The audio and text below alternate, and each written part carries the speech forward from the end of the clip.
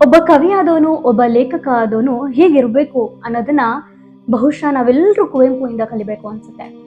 ಯಾಕೆ ಈ ಮಾತನ್ನ ಹೇಳ್ತಿದ್ದೀನಿ ಅಂದ್ರೆ, ಕುವೆಂಪು ಅವರು ಶ್ರೀ ರಾಮಾಯಣ ದರ್ಶನಂ ಎಂಬ ಶ್ರೇಷ್ಠ ಕೃತಿಯ ಪ್ರಾರಂಭದಲ್ಲಿ ಒಂದಷ್ಟು ಸಾಲುಗಳನ್ನ ಬರೀತಾರೆ. ಅದು ಹೀಗಿದೆ: ಹೋಮರಿಗೆ, ವರ್ಜಿಲಗೆ, ಡಾಂಟೆ ಮೇನ್ ಮಿಲ್ಟನಗೆ, ನಾರಣಪ್ಪಂಗೆ ಮೇನ್ ಪಂಪನಿಗೆ, ಋಷಿ ವ್ಯಾಸ, ಭಾಸ ಭವಭೂತಿ ಮೇನ್ ಕಾಳಿದಾಸರಿಗೆ, ನರಹರಿ ತುಳಸೀದಾಸ ಮೇನ್ ಕೃತ್ತಿ ವಾಸಾದಿ, ನನ್ನಯ್ಯ ಪೀದೂರ್ಸಿ ಕಂಬಾರವಿಂದರಗೆ, ಹಳಬರಿಗೆ, ಹೊಸಬರಿಗೆ, ಹಿರಿಯರಿಗೆ, ಕಿರಿಯರಿಗೆ, ಕಾಲ ದೇಶದ ನುಡಿಯ ಜಾತಿಯ ವಿಭೇದಮಂ ಲೆಕ್ಕಿಸದೆ ಜಗತಿ ಕಲಾಚಾರ್ಯರೆಲ್ಲರಿಗೆ, ಜ್ಯೋತಿರ್ಪೇಡೆಯಲ್ಲಿ ಭಗವದ್ ವಿಭೂತಿಯಂ ದರ್ಶಿಸುತ್ತೆ ಮುಡಿಪಾಗಿ ಮಣಿತು ಕೈ ಜೋಡಿಸುವೆ ನಾಂ ಅಂತ ಹೇಳ್ತಾರೆ. ಇದರ ಭಾವಾರ್ಥ ಏನಂತ ಅಂದ್ರೆ, ಮೊದಲನೇ ಸಾಲಿನಲ್ಲಿ ಕುವೆಂಪು ಅವರು ಎಲ್ಲಾ ಪಾಶ್ಚಾತ್ಯ ಮಹಾಕವಿಗಳನ್ನ ಉಲ್ಲೇಖಿಸಿದ್ದಾರೆ. ಅಂದ್ರೆ ಹೋಮರ್, ವರ್ಜಿಲ್, ಡಾಂಟೆ ಎಲಿಗ್ರೇನಿಯರ್, ಜಾನ್ ಮಿಲ್ಟನ್, ಇವರೆಲ್ಲ ಪಾಶ್ಚಾತ್ಯ ಕವಿಗಳು. ಇವ್ರಿಗೆಲ್ಲ ಇಂಥ ವಿಶ್ವ ಪ್ರಸಿದ್ಧವಾದ ಕವಿಗಳಿಗೆ ಎಲ್ಲಾರ್ಗೂ ನನ್ನ ನಮಸ್ಕಾರಗಳು ಅಂತ ಹೇಳ್ತಾರೆ.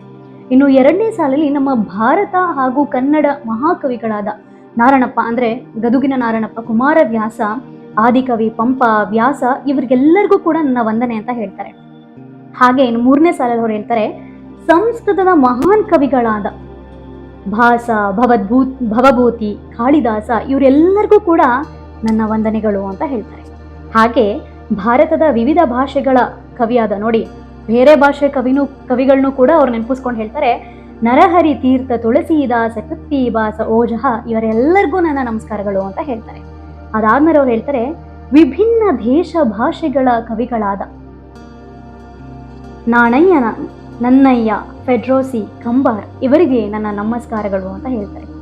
ಇದಾದ್ಮೇಲೆ ಅವ್ರು ಹೇಳ್ತಾರೆ, ಹಳಬರಿಗೂ ನಮಸ್ಕಾರ, ಹೊಸಬರಿಗೂ ನಮಸ್ಕಾರ, ನನ್ನ ಹಿರಿಯರಿಗೆ, ಕಿರಿಯರಿಗೆ, ನಿಮಗೆಲ್ಲರಿಗೂ ನನ್ನ ಗೌರವ ಅಂತ ಹೇಳ್ತಾರೆ. ಹಾಗೆ ಮುಂದಿನ ಸಾಲಲ್ಲಿ ಅವ್ರು ಹೇಳ್ತಾರೆ, ಕಾಲ, ದೇಶ, ಭಾಷೆ, ಜಾತಿ ಇತ್ಯಾದಿ ಯಾವುದೇ ಭೇದವನ್ನು ಲೆಕ್ಕಿಸದೆ ಜಗತ್ತಿನ ಎಲ್ಲಾ ಕಲಾಚಾರ್ಯರಿಗೆ, ಅಂದ್ರೆ ಕಲೆಯನ್ನೇ ಸರಸ್ವತಿಯಾಗಿ ರೂಢಿಸಿರುವಂತಹ ನಿಮಗೆಲ್ಲರಿಗೂ ನನ್ನ ವಂದನೆಗಳು ಅಂತ ಹೇಳ್ತಾರೆ. ಹಾಗೆ ಕೊನೆಯಲ್ಲಿ ಹೇಳ್ತಾರೆ, ಅವರಲ್ಲಿ ದೇವರ ದಿವ್ಯ ಪ್ರತಿಮೆಯನ್ನು, ಆ ಒಂದು ಪ್ರತಿಮೆ, ಆ ದೇವರ ದಿವ್ಯ ಪ್ರತಿಮೆಯ ಒಂದು ಕಿರಣಗಳನ್ನ ನಾನು ಸದಾ ಕಾಣ್ತೀನಿ, ತಲೆಬಾಗಿ ನಿಮ್ಗೆಲ್ರಿಗೂ ಕೈ ಜೋಡಿಸಿ ನಮಸ್ಕಾರ ಮಾಡ್ತೀನಿ ಅಂತ ಹೇಳ್ತಾರೆ.